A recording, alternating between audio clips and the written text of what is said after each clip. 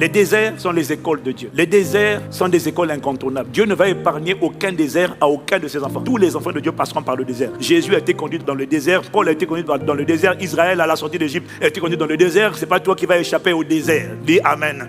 Ah ouais. Quand Dieu te conduit, tu passeras par le désert. Si ce n'est pas Dieu, tu ne passeras pas. Mais d'ailleurs, dès que tu as accepté Jésus, peu de temps après, tu connaîtras le désert. Le désert, ce n'est pas un lieu physique, c'est juste un lieu spirituel, un positionnement spirituel. Dans les déserts, on ne rencontre pas beaucoup de gens. C'est la phase de ta vie où tu apprends à connaître Dieu. Et quand tu as des galères, pour toi, c'est un combat, c'est une attaque. Oui, mais ce n'est pas Dieu qui a envoyé la maladie. Par contre, il peut faire de ta maladie un désert. Il peut faire de ton chômage un désert. Un désert, c'est un lieu de rencontre, de révélation, où Dieu se révèle, où Dieu vient te révéler qui il est, où Dieu vient t'instruire et où Dieu vient te préparer quand tu vas sortir du désert. Une fois qu'il a réussi à asseoir en toi ce qu'il voulait asseoir en toi, il va te faire sortir de là pour opérer dans une dimension nouvelle. Mais le désert, c'est un lieu de brisement, c'est un lieu de solitude, c'est un lieu où tu dois apprendre à ne dépendre que de Dieu. C'est un lieu où tu n'as pas grand-chose, c'est un lieu où tu apprends à attendre la subsistance, la provision de Dieu seul. C'est un lieu où, quels que soient les contacts, les réseaux, les connexions que tu as, il n'y a personne qui peut t'aider. Dieu ferme les ponts, les gens que tu appelles ne t'aident pas, un tel ne t'aide pas. Dieu va te dire, l'homme ne vivra pas de pain seulement, mais de toute parole qui sort de la bouche